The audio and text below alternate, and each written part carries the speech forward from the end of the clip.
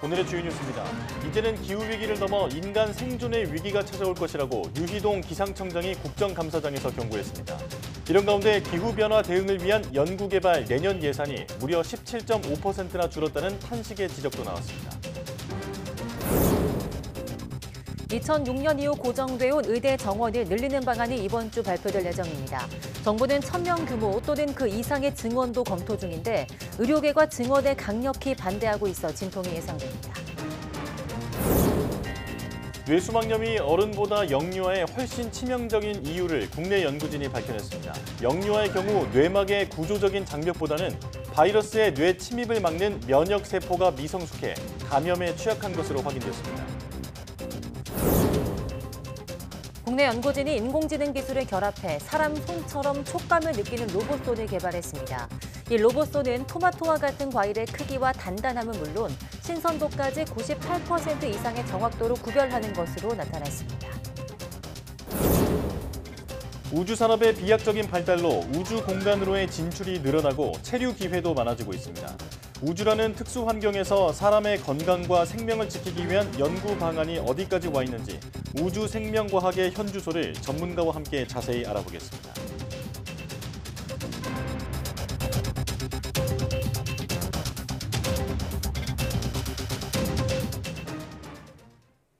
여러분 안녕하십니까? 사이언스 투데이 시작합니다. 정부와 여당인 국민의힘 대통령실이 의대 정원 확대 문제를 신중히 검토하기로 했습니다. 당정은 15일 밤 서울 삼청동 총리공관에서 협의회를 열어 의료 서비스 접근성 제고 방안 등을 회의 안건으로 올렸으나 구체적인 의대 정원 확대 규모 등은 다루지 않은 것으로 알려졌습니다. 현재 국내 의대 정원은 2006년 이후 3,058명에 고정돼 있습니다. 당초 15일 오후 6시에 시작할 예정이었던 당정협의회는 국민의힘 의원총회가 4시간 넘게 이어지면서 밤 9시에 열렸습니다. 당에선 김기현 대표와 윤재욱 원내대표, 정부에서는 한덕수 국무총리와 이주호 사회부총리 겸 교육부 장관, 조규홍 보건복지부 장관 등이 참석했습니다. 대통령실에선 김대기 비서실장과 이진복 정무수석, 안상훈 사회수석 등이 자리했습니다. 19년 만에 의대 인원을 늘리는 대책이 발표될 예정인 가운데 의료계는 모든 수단을 동원해 총력 대응할 것이라고 밝혔습니다. 대한의사협회 대의원회는 입장을 내고 국가의료체계는 치밀한 교육체계와 막대한 재정이 투입되는 장기적인 과제라며 단순 산술적인 셈법으로 접근하면 의사 양성 과정에 왜곡과 부실함이 발생할 수 있다고 밝혔습니다. 그러면서 의대 정원 확대 필요성을 주장하는 사회적 요구에 맞춰 현재 진행되고 있는 협의체에서 깊이 있는 논의를 거쳐 결정돼야 한다고 강조했습니다. 의협은 17일 오후 긴급 대표자 회의를 열어 의대 정원 확대 방침에 대한 대응 방안을 논의할 예정입니다. 뇌수막염은 감기와 비슷한 증상을 보이지만 심한 경우 사망에까지 이를 수 있어 영유아들이 가장 조심해야 할 질환 중 하나입니다. 하지만 지금까지 바이러스나 세균이 어떻게 뇌수막에 도달하는지 또 왜 어른보다는 영유아에게 치명적인지 정확한 이유를 알지 못했는데요. 국내 연구진이 그 원인을 밝혀냈습니다. 양회영 기자입니다. 영유아, 특히 1살 미만의 신생아에게 가장 위험한 질환 중 하나가 바로 뇌수막염입니다. 뇌를 둘러싼 얇은 막에 바이러스나 세균이 침투해 염증이 생기는 병인데 초기 증상은 고열과 구토 등으로 감기와 비슷합니다. 치료 시기를 놓치면 사망에 이를 수 있고 생존하더라도 15% 정도에게는 후유증이 남는데 문제는 왜 어른보다 영유아에게 뇌수막염이 치명적인지 정확한 이유가 밝혀진 바 없다는 겁니다. 그런데 국내 연구진이 미성숙한 뇌수막의 면역 장벽으로 인해 영유아가 뇌수막염에 더 취약하다는 사실을 새롭게 밝혀냈습니다. 뇌 전반을 감싸고 있는 뇌수막은 크게 3개로 나뉘는데 연구진은 이 중 가장 바깥 부분인 경막, 특히 정동맥 혈관이 뇌수막염 바이러스의 이동 경로임을 찾아냈습니다. 생쥐 모델을 이용해 영유아와 성인의 뇌수막염 감염 차이를 분석한 결과 새끼 생쥐에서 뇌수막염 바이러스가 경막의 정맥동 혈관으로부터 퍼져나가는 것을 확인했습니다. 구조적인 장벽을 탄탄하게 이루어서 물질 자체의 이동을 막는 역할을 한다라고 생각을 해왔는데요. 실제로 그런 구조적인 장벽들 역할보다는 경막에 존재하는 면역세포들이 중요하다라는 결론에 도달하게 되었고 연구진은 또 바이러스의 뇌 침입을 막는 장벽 역할을 하는 특정 세포를 찾아냈습니다. 어른 생쥐는 경막 대식세포 중 정맥동 혈관 주변에만 밀집돼 있는 특정 대식세포가 감염을 차단해 성숙한 면역 장벽을 만들지만 새끼 생쥐는 이 대식세포가 적어 감염에 취약했습니다. 대식세포들이 내는 항염증 물질들이 제대로 형성되지 않았기 때문에 쉽게 세균이나 바이러스들이 뚫고 중추신경계나 뇌수막까지 들어와서 감염을 일으킨다라는 사실을 새로이 밝혀내게 되었고요. 연구진은 이번 결과를 바탕으로 경막 면역 장벽을 견고하게 하거나 보강할 방법에 대한 후속 연구를 이어갈 계획입니다. 이번 연구 결과는 국제학술지 사이언스 면역학 표지 논문으로 실렸습니다. YTN 사이언스 양우영입니다. 기후변화의 심각성이 기후 위기 수준을 넘어 인간 생존의 위기가 될 것이란 경고 메시지가 나왔습니다. 16일 국회 환경노동위원회 기상청 국정감사에서 유희동 청장은 인사말을 통해 올해는 브레이크가 고장나 멈추지 않는 기후위기라는 롤러코스터를 타고 질주하는 듯 했다고 밝혔습니다. 이와 함께 올봄 남부지방의 극심한 가뭄과 장마철 역대급 강수량, 첫 종단 태풍 등을 한층 더 심각해진 기후변화 사례로 제시했습니다. 유 청장은 위험 기상 현상이 급증하고 기후변화가 국민 삶에 미치는 영향이 더 커졌다며 예보의 어려움은 커지고 기상 기후 서비스 수요는 폭증해 기상청의 책임이 더 커졌다고 덧붙였습니다. 기상재난이 빈발하는 가운데 기후변화 대응을 위한 연구개발 예산이 대폭 삭감돼 논란이 되고 있습니다. 국회 환경노동위원회 기상청 국정감사에서 더불어민주당 박정 의원은 2024년 기상청의 연구개발 예산이 전년 대비 17.5% 줄어 정부 예산안 12개 분야 가운데 가장 큰 폭으로 삭감됐다고 밝혔습니다. 특히 외부 기관이 수행하는 주요 연구개발 예산은 무려 22.7%나 줄면서 기상청이 추진하고 있던 기존 연구사업 역시 차질이 불가피해졌습니다. 서울과 수도권 지역의 위험 기상 감시와 관측을 위해 건설된 해양 기상 관측기지 부실 시공이 드러났습니다. 16일 국회 환경노동위원회 기상청 국정감사에서 이윤주 의원은 지난 2021년 9월 34억 원을 들여 완공한 인천 옹진군 덕적도의 제2 해양기상관측기지 건물에 누수, 균열 등 108개 부실이 확인됐다고 밝혔습니다. 특히 누수로 건물 전기시설이 차단돼 기지에서 생산한 실시간 관측 자료를 수도권 기상청이 제때 활용하지 못하는 사례도 있었습니다. 기상청은 시공업체의 잘못된 부분에 대해 제재하고 앞으로 감리업체를 통한 철저한 검수를 통해 하자 보수에 최선을 다하겠다고 밝혔습니다.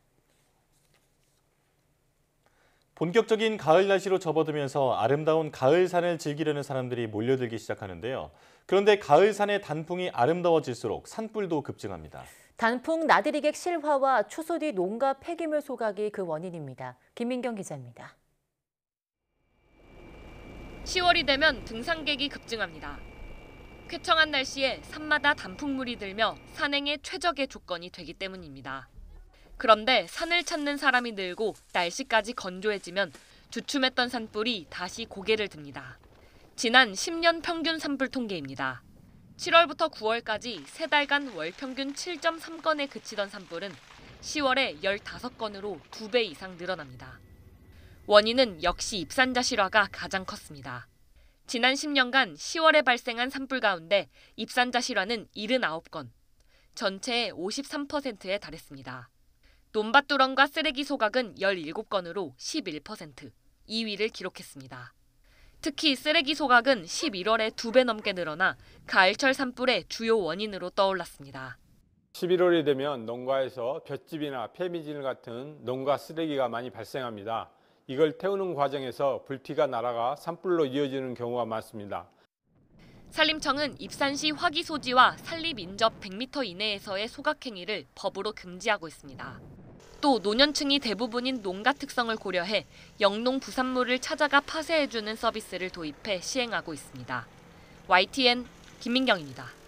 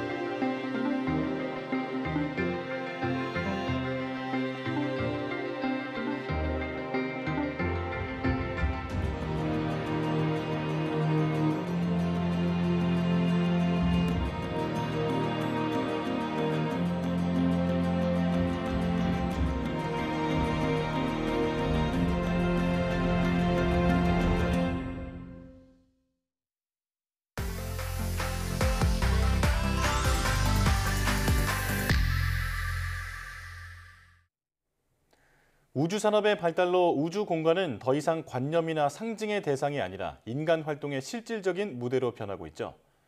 네, 우주라는 특수 환경에 머무는 사람의 수와 체류 기간이 늘어남에 따라 갖가지 상황에 대처하기 위한 연구도 필수인데요. 오늘 별소리 다 듣겠네에서 우주 생명과학의 이야기를 들어보겠습니다. 안녕하세요. 30번째 별소리를 전해드리게 된 최기혁입니다.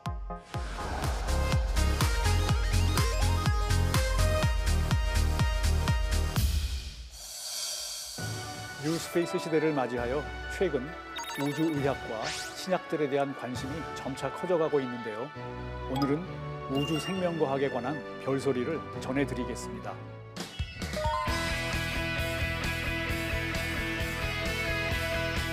네, 먼저 우주 생명과학의 연구 분야는 크게 세 가지로 나누어 볼 수 있습니다. 첫 번째로 지구 생명체가 우주에서 어떠한 반응을 보이는지에 대한 연구가 있고요. 두 번째로는 우주 환경에서 인간의 신체적, 정신적 반응과 그 변화에 따른 연구를 통해 우주인들이 장기 체류할 수 있는지에 대한 연구가 있겠습니다. 또 세 번째로는 화성을 비롯해 지구 외의 외계에서 우주 생명체가 존재하는지에 대한 탐사 연구가 있겠습니다. 이를 연구하는 이유는 무중력 상태 또는 다양한 우주 방사선과 같은 우주 환경에서 지구상의 동물과 식물 그리고 세균들이 처음 겪는 환경이거든요. 그래서 어떻게 적응하고 변화하는가를 알게 된다 그러면 미래 우주에서 식량을 생산한다든지 또는 감염이나 부상, 질병 등을 예방하고 치료할 수 있게 될 것입니다. 더 나아가 현재 계획되고 있는 2020년대 아르테미스와 같은 유인 달 탐사와 2030년대 화성 탐사에서 우주인이 최소 수개월에서 3년까지 긴 시간을 우주에서 지내야 하는데 이때 우주 환경을 어떻게 견뎌야 하는지 또 신체적뿐만 아니라 정신적인 스트레스 해결이 중요한데 이 해결 방안을 찾을 수 있기 때문입니다.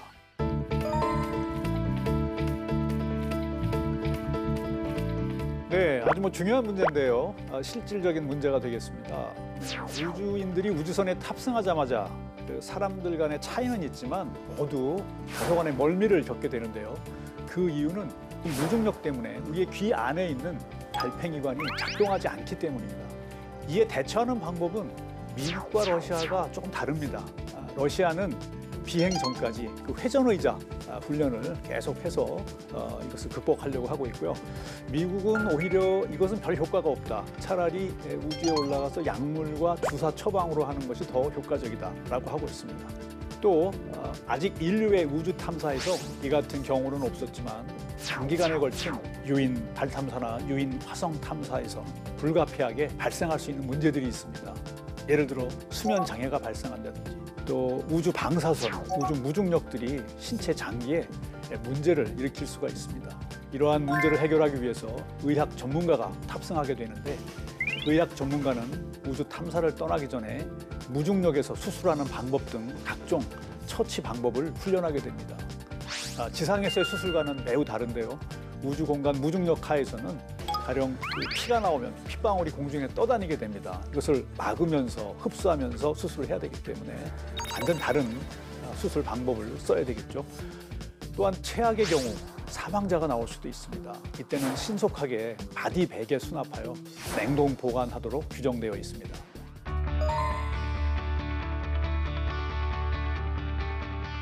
네, 해외에선 현재 정밀화학 반응과 단백질 결정 성장을 이용하여 약물 전달의 그 메커니즘 연구와 이를 통한 암, 치매, 근위축증, 골다공증과 같은 난치병 치료제 개발을 하고 있습니다.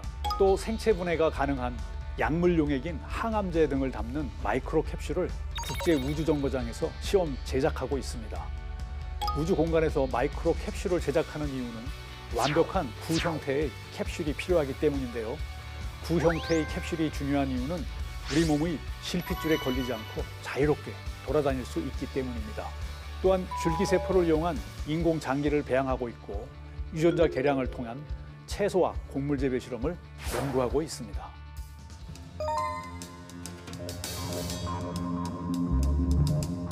네, 유인 달 탐사와 유인 화성 탐사에서 가장 시급하게 해결해야 할 문제는 인간의 우주 장기 체류 연구입니다.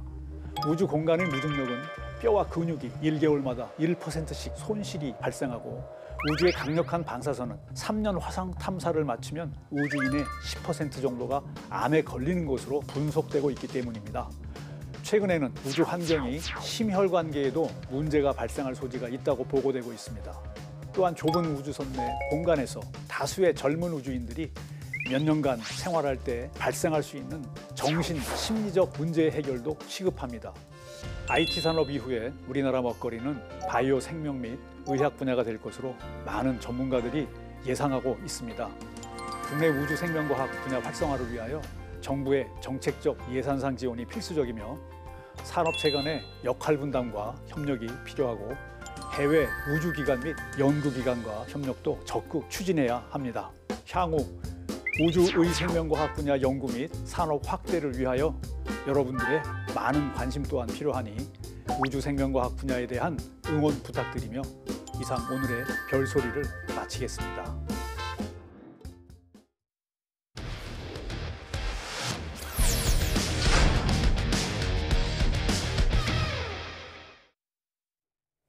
과학기자와 함께 전 세계 도시 속에 숨겨진 과학 문화유산을 알아보는 코너입니다. 과학도시 최소라 기자와 함께합니다. 어서 오세요. 안녕하세요. 네, 오늘은 어떤 도시로 떠나볼까요? 네, 오늘의 과학도시는 미국 실리콘밸리에 버금가는 대표적인 과학기술 단지가 있는 곳인데요. 수려한 자연관광과 함께 또 따뜻한 날씨 덕분에 세계적인 휴양지로도 잘 알려진 곳입니다. 준비된 영상 보시고 어디인지 한번 감을 잡아보시겠습니다.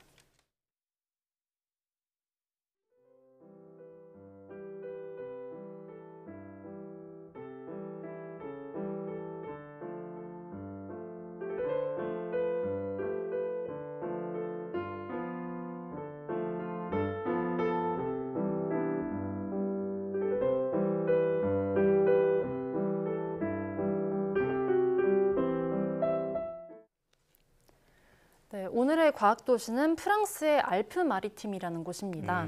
이 알프마리팀은 프랑스 동남부에 있는 지중해 해안에 자리 잡고 있는데요. 이 우리나라의 도에 해당하는 레지옹의 하위 개념인 데파르트망에 해당이 되는데 우리말로는 주로 번역이 되기 때문에 알프마리팀 주라고 할 수 있겠습니다. 이 영화제로 유명한 도시죠. 칸이랑 또 세계적인 휴양지인 니스를 포함하고 있는 도시입니다. 이게 프랑스 남부라고 하니까 이게 휴양지로만 생각이 드는데 세계적인 과학 도시가 있다니까 의외인데요. 이 알프 마리팀이 어떤 특징을 갖고 있나요? 네, 알프마리팀에는 말씀드린 대로 유럽 최대의 과학기술 단지인 소피아 앙티폴리스가 자리 잡고 있습니다. 소피아 앙티폴리스는 유명세 면에서는 미국 실리콘밸리만큼은 우리한테 알려져 있지 않지만요. 일찍이 1970년대부터 추진된 유럽 최초의 과학기술 단지이자 단일 과학기술 단지로 유럽 최대 규모이고요. 또 세계에서 가장 모범적인 과학기술 단지로 꼽히는 곳이기도 합니다. 일단 위치를 보면요. 소피아 앙티폴리스는 알프마리팀의 남부 5개 소도시에 걸쳐서 형성돼 있습니다. 이 소도시 가운데서 가장 유명한 도시는 앙티브라는 곳이고요. 이 정확한 위치는 칸과 니스의 사이에 있는 해안가 쪽에 있습니다. 이 소피아 앙티폴리스의 면적은 24제곱킬로미터인데요. 여의도 면적의 3배 정도입니다. 이 단일 과학기술단지로는 유럽에서 가장 크기는 하지만 이 실리콘밸리보다는 규모가 작아서 미니 실리콘밸리라고도 부릅니다. 네, 그러면 이 소피아 앙티폴리스에는 어떤 곳들이 입주해 있을까요? 네, 먼저 유럽 최대 기초과학 연구기관인 프랑스 국립과학연구원이 입주해 있고요. 그리고 프랑스 국립 디지털 과학기술연구소 등 국공립 연구소들은 물론이고 또 꼬트다주르 대학교와 니스 소피아 앙티폴리스 대학교 그리고 대형 병원들도 들어서 있습니다. 또 IBM과 다우케미칼과 같은 글로벌 IT 기업 등도 2,500여 곳이나 들어서 있습니다. 계획적으로 다양한 업종을 유치했더니 이 IT와 기성 기술이 융합된 기업들이 들어서면서 핀테크와 에듀테크 그리고 헬스 바이오테크와 같은 전자통신 융합 기술 이런 산업들이 주로 이루고 있습니다. 이 소피아 앙티폴리스에 종사하는 인원만 4만 명 이상으로 집계됐고요. 또 과학자와 연구원 등은 4,000명 그리고 학생은 5,000명 이상으로 추산됩니다. 또 소피아 앙티폴리스에서 발생하는 연간 매출이 8조 원에 달하고 있습니다. 이게 뭔가 연구도 하다가 이제 머리가 뜨거우면 휴양지도 가고 이제 과학자들에겐 참 행복한 도시가 아닐까 이런 생각이 드는데 근데 조금 전에 소피아 앙티폴리스가 모범적인 과학기술 단지라고 하셨잖아요. 왜 그런 건가요? 네, 이 과학기술 단지를 조성하는 사업은 세계 곳곳에서 이루어지고 있잖아요. 그런데 우리나라 같은 경우도 수도 과밀을 분산하고 또 과학기술기관을 한데 모아서 시너지를 내기 위해서 과학지구를 조성하는 것을 진행하고 있고요. 네. 그런데 우리나라뿐 아니라 전 세계적으로 이 과학기술 단지 조성의 가장 걸림돌로 꼽히는 점이 기업들이 이 수도에서 떨어진 곳으로 이주하지 않으려고 한다는 점입니다. 소피아 앙티폴리스도 초반인 이 1970년대에는 똑같은 문제에 부딪혔었는데요. 문제를 슬기롭게 해결하고 또 성공적으로 자리 잡았다는 평가를 받는 도시입니다. 네. 먼저 1969년에 이 소피아 앙티폴리스의 개념이 프랑스의 한 교수에 의해서 제시가 된 건데요. 당시에 소피아 앙티폴리스 지역 일대는 인구가 2,000명에도 달하지 않는 시골이었고요. 귀족들의 휴양지로만 알려져 있었습니다. 네. 프랑스는 과학기술 단지를 여기에 조성을 하려면 지역 발전을 선도할 수 있는 기업을 유치하는 게 성공의 관건이라고 봤습니다. 그래서 소피아 앙티폴리스 조성이 본격적으로 추진되기 시작한 1974년에 즉시 프랑랩이라는 석유 국책연구소를 일단 입주를 시켰습니다. 그리고 R&D 비용의 30%를 비용으로 처리해주는 어떤 세금 감면 혜택을 주는 정책을 일찍부터 추진했고요. 또 소피아 앙티폴리스에서 여기서 창업한 벤처기업에는 창업 후 3년간 법인세를 면제를 해준다거나 또 이후에도 파격적인 수준으로 이 세금을 감면해주는 혜택을 제공하는 등 이런 파격적인 세제 혜택을 지원했습니다. 이 밖에도 기업이 R&D 프로젝트를 시작할 때 일정 조건이 맞는다면 연구비의 60%까지도 낮은 이자로 지원해주는 금융 혜택까지 제공해서 이렇게 조성될 수 있었습니다. 네, 굉장히 파격적인 혜택인 것 같은데요. 지금은 뭐 많은 과학기술 단지들이 이런 세제 혜택 같은 혜택을 제공하고 있지만 이 당시 7, 80년대에는 굉장히 파격적인 혜택이었을 것 같아요. 네, 그렇습니다. 이 같은 파격적인 세제 혜택으로 이 소피아 앙티폴리스는 프랑스 항공사인 에어프랑스의 전산 센터를 유치할 수 있었고요. 또 이후에 IBM이나 텍사스 인스트루먼트 같은 이 8, 90년대에 글로벌 기업들이 속속 입주했고요. 또 고용이 급격히 증대했습니다. 또 다양한 국적의 기업을 유치하기 위해서 이 소피아 앙티폴리스 내에서는 프랑스어와 영어를 병용하도록 했고요. 또 단지 내 교육기관에서도 이 같은 방향의 언어 교육을 강화했습니다.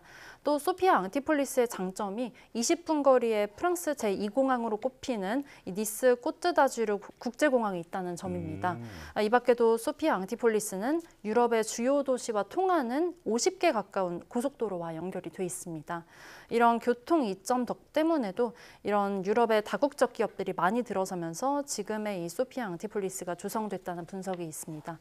그리고 지금도 각국 정부에서는 성공적인 과학도시 조성 사업을 추진하기 위해서 이 모범 사례로 꼽히는 소피아 앙티폴리스를 벤치마킹하고 있습니다. 예, 한마디로 입주를 안 하면 손해인 곳처럼 조성을 해놨다라는 생각이 드는데요. 근데 이곳의 아름다운 날씨와 자연도 분명히 한몫했을 것 같습니다. 네, 그렇습니다. 성공의 배경에는 지중해라는 입지도 크게 작용했다고 이렇게 말을 하는데요. 소피아 앙티폴리스의 특이한 점이 첨단 과학기술 단지라고 하면 떠오를 수 있는 번쩍한 고층 건물이 아니라 녹지가 가득한 모습이라는 점인데요. 네. 이 도시 조성 초기부터 줄곧 자연 친화적인 개발 원칙을 준수해 왔습니다. 단지 면적 중 3분의 1을 녹지로 유지를 하고 또 건물의 건폐율을 3분의 1로 제한을 하는 개발 정책을 고수해 왔던 겁니다. 네. 또 건물 높이는 4층 정도로 고도 제한을 두기도 했고요. 건축 모양이나 색깔 같은 것도 일정하게 관리를 해왔습니다. 또 유럽의 최고 휴양 도시인 칸과 니스 사이에 자리 잡았다는 점에서 알 수 있듯이 이 휴양 도시의 모습을 띠고 있거든요. 이 해안 도시일 뿐 아니라 알프스 산맥이 뻗어 있고요. 또 절반 이상이 산림으로 이루어졌을 정도로 자연 공간이 잘 발달해서 이 워케이션, 그러니까 워크, 일과 베케이션, 휴식을 동시에 취할 수 있는 도시라고도 꼽히고 있습니다. 네. 이 같은 자연 친화적인 이런 과학 도시를 만들자는 목소리가 국내에서도 조금씩 나오고 있는데요. 해안 도시인 포항이나 제주 일대 이 같은 이 워케이션이 가능한 과학 문화 도시를 조성하자 이런 목소리도 좀 나오고 있는 상황입니다. 네, 오늘은 워케이션의 최적이라고 불리는 알프 마리팀주를 다녀왔는데요. 우리나라도 몇 가지 좀 도시들이 떠올리는데 이런 과학 문화 도시가 생겼으면 좋겠습니다. 오늘 말씀 잘 들었습니다. 고맙습니다. 감사합니다.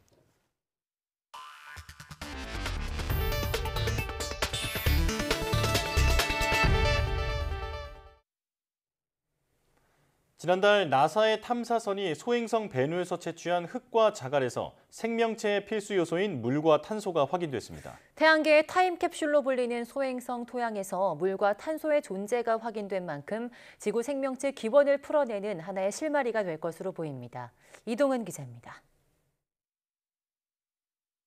지난달 24일 소행성 베누의 흙과 자갈을 담은 캡슐이 지구로 떨어졌습니다. 지난 2016년 지구에서 발사된 탐사선 오시리스 렉스가 무려 55억 킬로미터의 우주 항해를 거쳐 가져온 시료 250g입니다. 미 항공우주국 나사가 이 시료를 분석한 결과 소행성의 토양에는 탄소와 물 분자가 가득 들어있는 것으로 나타났습니다. 물과 탄소는 모두 생명체 탄생의 핵심 요소인 만큼 과학계의 관심이 커졌습니다.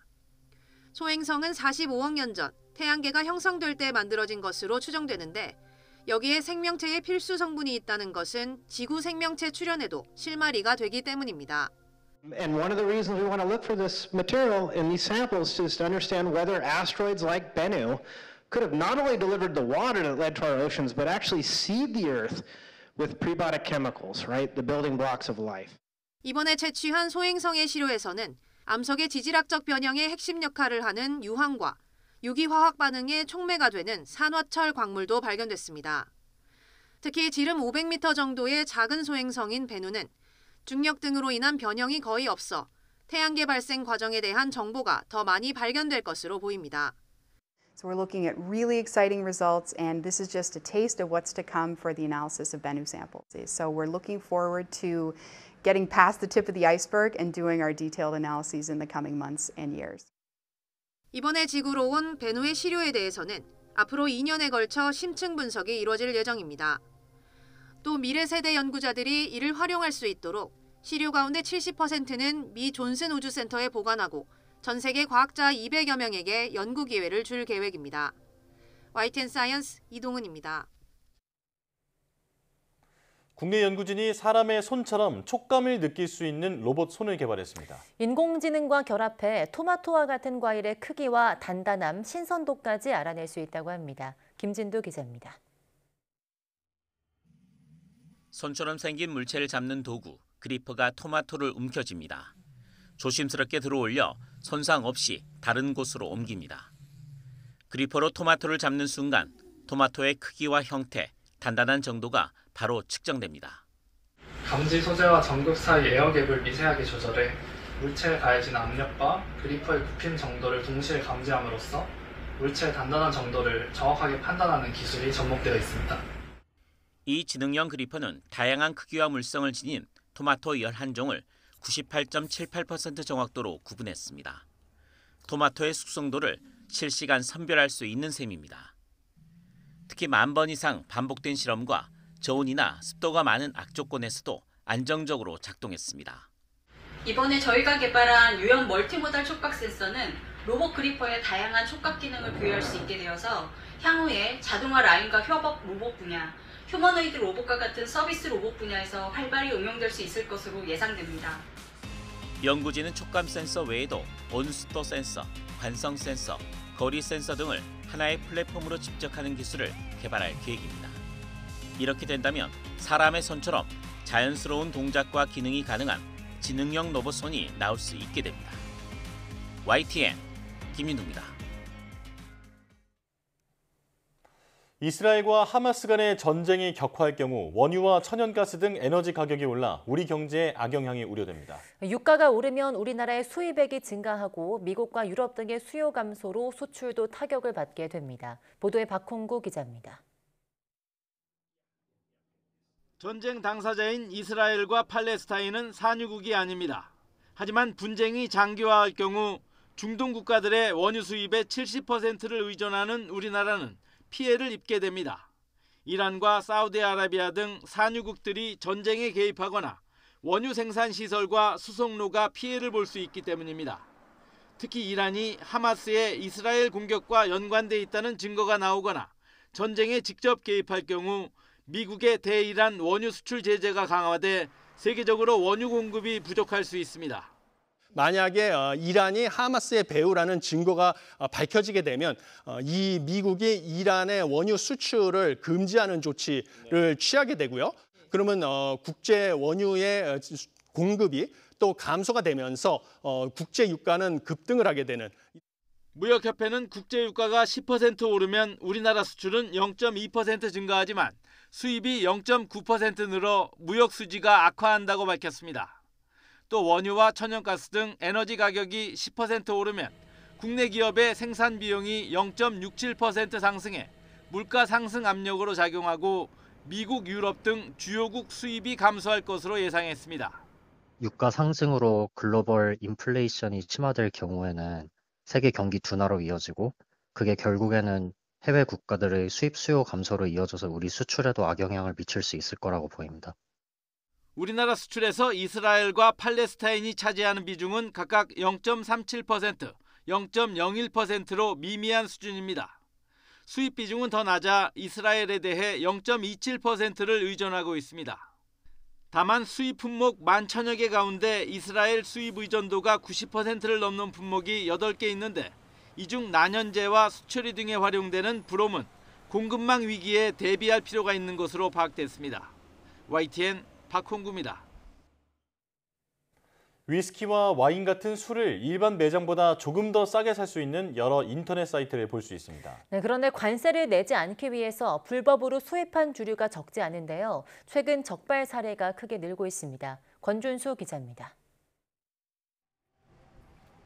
직장인 임경환 씨는 석 달 전 주류를 판매하는 인터넷 사이트에서 시가로는 40만 원대 수입 위스키를 10% 정도 저렴하게 샀습니다. 온라인에서 결제하고 인근 매장에서 상품을 받는 스마트 오더 방식을 이용했습니다. 그런데 어딘가 미심쩍은 부분이 눈에 띄었습니다.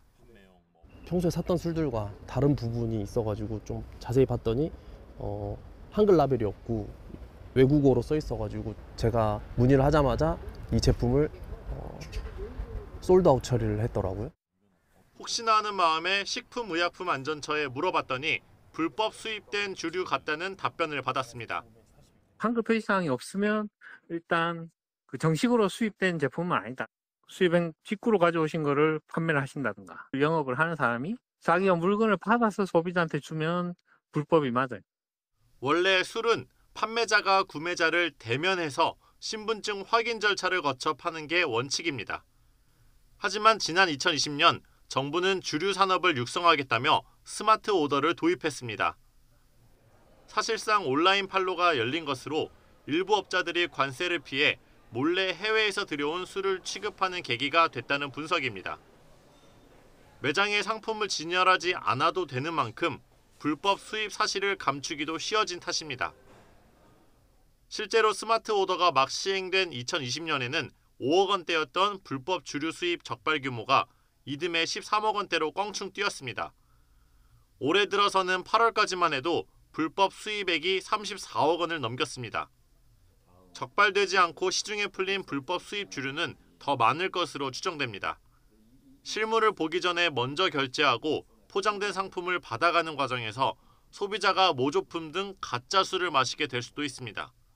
플랫폼이라고 하는 새로운 시장이 성장하고 있습니다.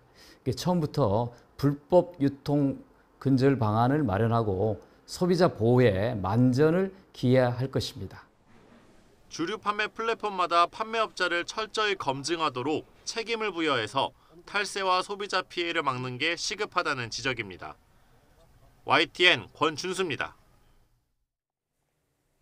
지난해 남녀 고용평등법이 시행된 이후 처음으로 육아휴직을 이유로 승진해서 불이익을 주면 고용상 성차별에 해당한다는 판정이 나왔습니다. 남성보다 여성의 육아휴직을 더 많이 쓰는 현실을 고려해 여성 근로자에게 불리한 승진 규정을 개선해야 한다는 시정명령이 내려졌습니다. 신지원 기자입니다. 과학기술서비스 업체에서 부서 파트장으로 일하던 A씨는 1년간 출산휴가와 육아휴직을 했습니다. 그러나 복귀 후 일반 직원으로 강등돼 다른 파트에 배치됐고 인사평가 영향으로 승진 대상자 선정에서 탈락했습니다. A씨의 차별 시정 신청에 초심인 지방노동위원회는 성차별이 아니라며 사업주 손을 들어줬습니다. 이 회사 육아휴직자의 평균 승진 기간을 보면 남성 6.3년, 여성 6.2년으로 남녀 간 큰 차이가 없다는 이유였습니다. 그러나 중앙노동위원회는 이 결정을 뒤집고 남녀 차별이 맞다고 판단했습니다. 이 회사 여성 근로자가 육아휴직을 더 많이 사용하는 만큼 실질적으로 여성에 불리하다고 본 겁니다. 실제 이 회사 근로자 성비를 보면 남성이 70% 이상인데 육아휴직자는 여성이 남성보다 2.7배 더 많았습니다. 중노위는 회사가 A씨에게 승진 기회를 주고 승진할 경우 차별받은 기간 동안 받았어야 할 임금 차액도 지급하라고 권고했습니다. 무엇보다 육아휴직을 승진 결격 사유로 보는 차별적 인사 규정을 개선하라는 시정명령을 내렸습니다. 차별 걱정 없이 육아휴직을 자유롭게 사용하도록 하는 이런 부분을 확인시켜드렸다는 게 의의라고 할 수 있겠습니다. 이제 저출산 문제에도 좀 해결에도 기여를 할 수가 있을 거라고. 그동안 직장 내 성희롱에 관한 사업주 조치에 시정명령이 내려진 적은 있지만 근로자 채용이나 임금, 승진 규정에 대해 성차별 문제로 시정명령이 내려진 건 이번이 처음입니다. 지난해 남녀 고용평등법이 개정된 이후 도입된 고용상 성차별 시정제도가 실질적인 노동환경 변화로 이어지고 있습니다. YTN 신지원입니다. 올해 노벨 경제학상을 수상한 하버드 대학의 클로디아 골딘 교수는 노동시장에서의 남녀 임금 격차의 원인을 연구해온 공로를 인정받았습니다. 사회의 역할 기대와 여성의 생애 단계에 따라 노동 참여와 임금이 달라진다는 연구는 특히 한국 사회에 유의미한 메시지를 주고 있다는 평가입니다. 나연수 기자입니다. 내가 다 할 테니까 자기는 내 옆에서 조금만 도와줘, 알았지? 구영이 네가 뭘 할 줄 안다고. 저기로 가 있어. 여기 남은 거라도 먹어라. 한 개씩 먹어 치우자. 응? 뭐 애 하나 생긴다고 크게 달라지겠어? 과연 그럴까? 제가 잘 도와드리겠습니다. 딸내미가 최고다. 너무 이쁘잖아. 똑같이 공부하고 일하는데도 여성은 여전히 뭔가 잘못됐다고 느낍니다. 왜 남성보다 취업이 어려울까? 왜 같은 직장에서도 임금의 차이가 날까? 올해 노벨 경제학상은 노동시장에서의 성불평등 문제, 이른바 유리천장을 연구해온 클로디아 골딘 교수에게 돌아갔습니다. To Professor Claudia Goldin, Harvard University, USA, for having advanced our understanding of women's labor market outcomes. 골딘 교수는 200년이 넘는 장기 시계열 데이터를 토대로 미국 경제사에서 여성의 노동 참여를 분석했습니다. 그 결과 여성의 노동 참여는 꾸준히 상승한 게 아니라 U자형으로 변화했다는 사실을 발견합니다. 19세기 초 농업사회에서 산업사회로 전환하는 과정에서 결혼한 여성의 노동 참여율은 감소했다가 20세기 초 서비스 산업 성장과 함께 다시 증가합니다. 취업 직후 비슷했던 남녀 임금은 차츰 격차가 벌어지는데 특히 여성이 첫 아이를 출산한 직후 급격했습니다. 골딘 교수는 주말과 여가를 반납하고 쉼없이 일해야 더 많은 소득을 얻는 탐욕의 일자리 문화가 이런 현상을 부채질한다고 지적합니다. 2021년 기준 남녀 임금 격차가 31.1%로 26년째 OECD 꼴찌에다 지난해 합계 출산율 0.81명으로 역시 OECD 최하위인 우리나라에 골딘 교수의 연구는 시사하는 바가 큽니다.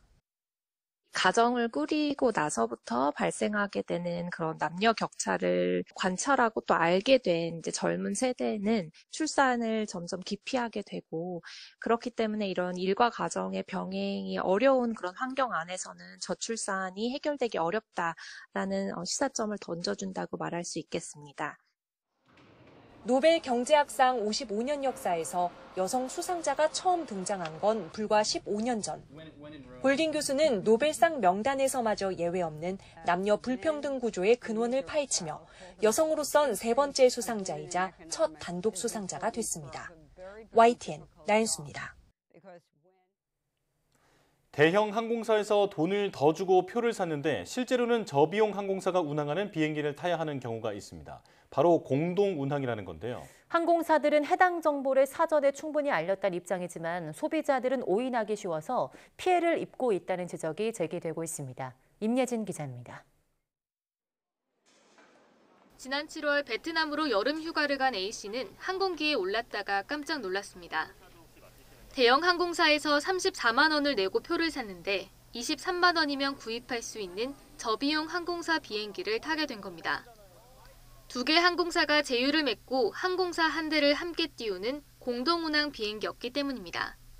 서비스의 질도 떨어지고 기내식도 안 나고 이런 걸로 봤을 때 좀 제가 지불한 가격에 비해서 서비스를 못 받는다는 생각이 들면 아무래도 좀 속상한 감정이.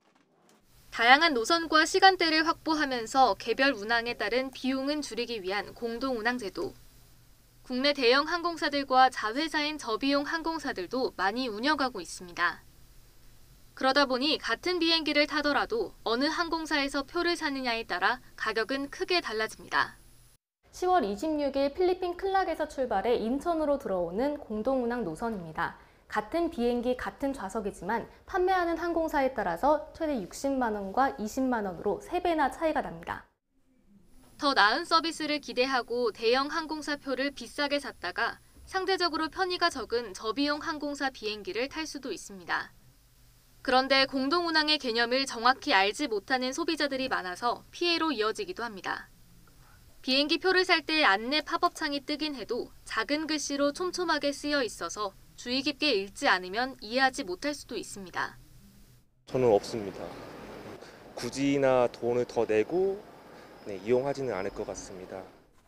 공동운항편에 대한 소비자 이해를 높이고 비용도 실제 운항하는 비행기에 맞춰 조정할 필요가 있다는 지적이 나오는 이유입니다. 판매사에 대해 공동운항편이라는 고지를 강화하고 항공사의 요금 체계를 합리적으로 개선할 필요가 있다고. 그러나 항공사들은 공동운항에 대한 정보를 이미 충분히 안내하고 있다며 문제될 게 없다는 입장입니다. 항공권 가격이 항공사별로 판매를 하는 게 다른 거는 어찌됐든 이 수요 공급 논리에 의해서 이루어지는 거고, 공동운항편 승객에게는 대형 항공사의 마일리지 적립, 무료 수화물, 기내식 등 차별화된 서비스를 제공하며 코로나19 대유행이 잦아들며 해외여행 수요가 폭증하는 가운데 여행객 혼란을 최소화하기 위한 대책도 마련돼야 할 것으로 보입니다. YTN 임혜진입니다.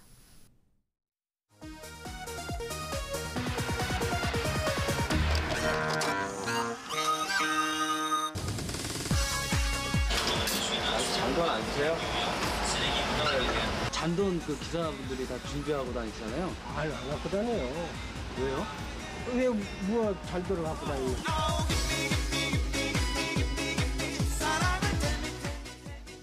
현재 이용되고 있는 버스 요금 지불 수단은 토큰, 현금과 학생 회수권 등 사용하고 있습니다. 버스 요금 인상에 따라 종전 토큰은 30원을 더 내면 새 토큰으로 바꾸어 쓸 수 있습니다. 문제는 흰색 토큰을 교환해 주지 않는다는 것입니다. 안 바꿔줘요. 흰 토큰 바꿔줘요? 안 바꿔준다고. 업소에서 받지 말라 그럽니다. 이 바람에 사용이 어려워 회수가 안 된 흰색 토큰이 액수로 무려 115억 원이나 됩니다. 시내버스 업계에 비상이 걸렸습니다. 위조된 버스 승차권이 대량으로 유통되고 있기 때문입니다. 현상금까지 내걸었지만 위조 승차권이 오히려 더 늘어나고 있습니다.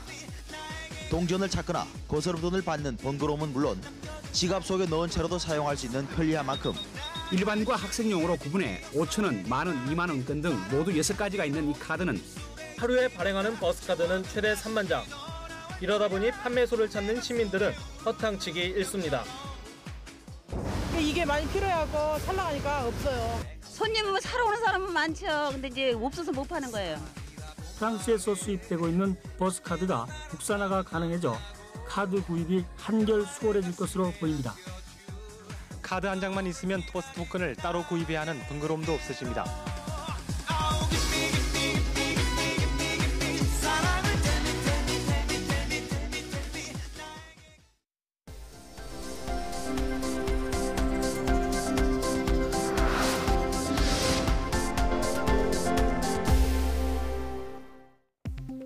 국내 연구진이 고농도 포도당 음료를 이용해 장내 미생물의 특정 균주를 변화시켜 뇌종양의 성장을 억제하는 데 성공했습니다. 카이스트 이흥규 교수팀은 악성 뇌종양인 교모세포종 실험 쥐 모델에서 고포도당 음료를 공급하면 장내 미생물 중 특정 균주가 늘어나 뇌종양의 성장이 억제되는 현상을 관측하고 이러한 억제 효과로 인해 항암 면역 치료 효과가 증진되는 원리를 찾아냈다고 밝혔습니다. 연구팀은 그동안 잘 알려지지 않은 장내 미생물 분석을 통해 뇌종양 성장을 억제할 수 있는 균주를 확보했으며 이 균주에 의한 항뇌종양 면역 조절 기전을 규명했다는 점에서 이번 연구가 의미 있다고 설명했습니다. 국내 연구진이 원전 사용 후 해결료 저장 용기의 핵심 소재인 중성자 흡수제를 국산화하는 데 성공했습니다. 한국원자력연구원 천영범 박사팀은 해외 소재보다 핵반응 제어와 구조적 지지 성능이 모두 향상된 중성자 흡수제 코나스를 개발했다고 밝혔습니다. 연구팀은 3중벽 구조의 금속 지지체 없이 단일벽 구조면서도 핵반응 제어와 구조적 성능을 동시에 높일 수 있도록 타이타늄 금속 기반의 중성자 흡수제 최적 조합을 찾아냈습니다. 국내 연구진이 대기 중에 존재하는 병원성 박테리아를 현장에서 실시간으로 검출할 수 있는 플랫폼을 개발했습니다. 한국생명공학연구원 임은경 박사팀은 박테리아가 생산하는 효소인 유레이스가 암모니아를 만들어낸다는 것에 착안해 암모니아를 만나면 노란색에서 밝은 자주색으로 색이 변하는 시약을 제작해 현장에서 별도의 분석 장비 없이 색 변화로 표적 박테리아를 검출하는 센서를 개발했다고 밝혔습니다. 개발한 센서는 크리스퍼 유전자 가위 기술이 적용돼 민감한 색 변화가 일어나며 1시간 이내 표적 박테리아를 검출할 수 있는 것은 물론 함께 개발한 스마트폰 앱을 활용하면 박테리아 농도까지 쉽고 빠르게 분석할 수 있습니다. 올해 하반기 대한민국 엔지니어상 여성 부문 수상자에 김양현 LG화학 책임, 유혜승 삼성전자 수석연구원, 천인숙 GM테크니컬센터 코리아 부장이 선정됐습니다. 김양현 책임은 가열이나 화학약품에 의해서 면역 원성을 잃지 않는 불활화 소아마비 백신을 개발해서 세계 아동의 공중보건 개선에 기여한 공로를, 유혜승 수석연구원은 세계 최소 크기의 14나노 디램 공정 설계 기술을 개발해 반도체 산업 경쟁력을 강화한 공로를 인정받았습니다. 천인숙 부장은 경량화와 친환경, 원가 절감 등의 특성을 가진 자동차용 플라스틱 재료를 개발해 수상자로 선정됐습니다.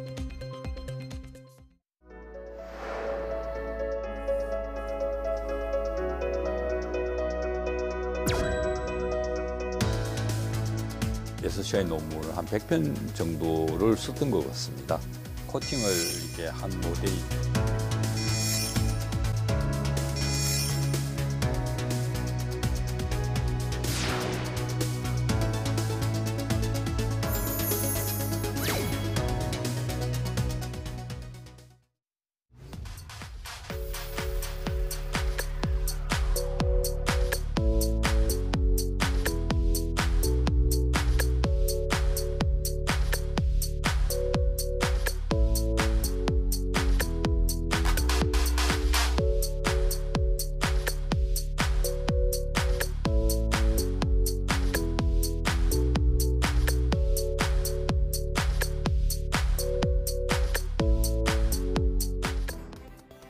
(40여) 년간 100편이 넘는 논문을 통해 자연의 지혜를 과학 지식으로 바꿔온 사람이 있습니다.